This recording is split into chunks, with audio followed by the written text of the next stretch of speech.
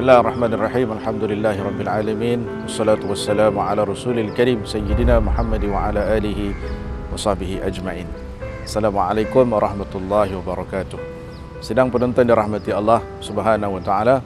Alhamdulillah, sekarang ni saya berada di Taman Bandar Pasir Gudang yang menempatkan kawasan rekreasi berlatar belakangkan tasik, dan kemudian kita boleh nampak di belakang ini adalah Masjid An-Nur Bandar Pasir Gudang yang menjadi salah satu mercu di Pasir Gudang. Alhamdulillah, apabila kita bercerita tentang beberapa perkara penambahan nilai dalam Ramadan, mengingatkan kita kepada salah satu khutbah Rasulullah sallallahu alaihi wasallam di akhir bulan Syaban. Nabi pernah menyebutkan rezeki orang mukmin itu boleh bertambah, rezeki orang beriman itu boleh bertambah dengan asbab sesiapa yang memberi makan kepada orang yang berbuka puasa. Tapi ada daripada kalangan para sahabat yang susah. Mereka menyatakan, ya Rasulullah, kami ni duit pun tak ada, hasil pun tak ada, macam mana kami nak beri makan kepada orang-orang yang berbuka puasa?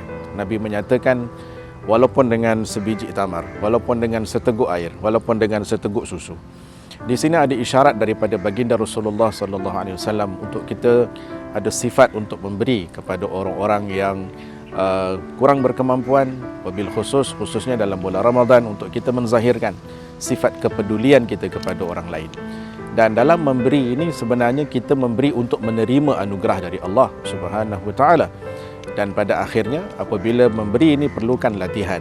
Apa sahaja ibadah kita perlukan latihan. Seperti ibadah zahir, seseorang yang nak berlari laju dia kena ada latihan yang berpanjangan. Seperti kita tengok di sekeliling kita sekarang ini, orang-orang yang jogging dan mengambil salah satu exercise pada waktu pagi untuk dapatkan stamina yang bagus. Demikian juga dalam memberi, kita kena latih diri kita untuk memberi. Akhirnya nanti akan menatijahkan keikhlasan pada setiap kali kita memberi. Dan yang lebih pentingnya adalah pada setiap kali kita memberi, kita tak akan berfikir lagi berapa yang kita tinggal, tetapi kita lebih mengharapkan pemberian dari Allah Subhanahu wa taala. Kata Sayyidina Abdullah bin Abbas radhiyallahu taala anhuma, kana Rasulullah sallallahu alaihi wasallam ajwadu. Nabi ini merupakan orang yang ajwad dan nas, orang yang paling pemurah.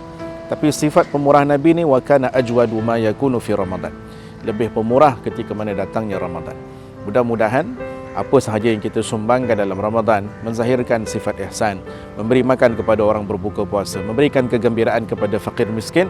Mudah-mudahan di situ akan menatijahkan keikhlasan kita di sisi Allah Subhanahu wa taala dan menjadikan asbab amalan kita diterima di sisi Allah Subhanahu wa taala. Wassallallahu ala sayyidina Muhammad wa ala alihi wa sahbihi wa baraka wasallam. Alhamdulillahi rabbil alamin.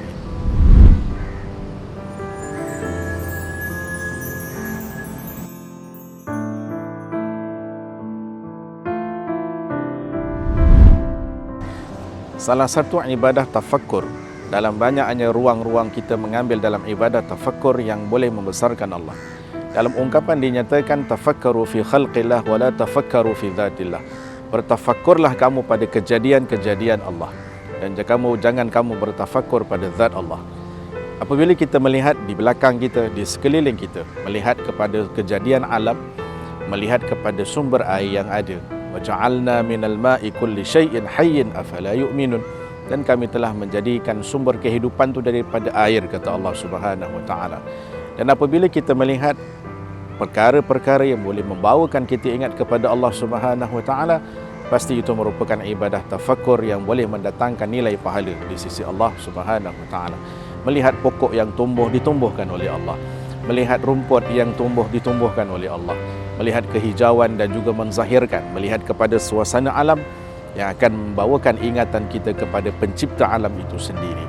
Inilah ibadah yang ringkas tetapi begitu mendalam, yang boleh mendatangkan, membesarkan Allah Subhanahu wa taala dalam diri kita.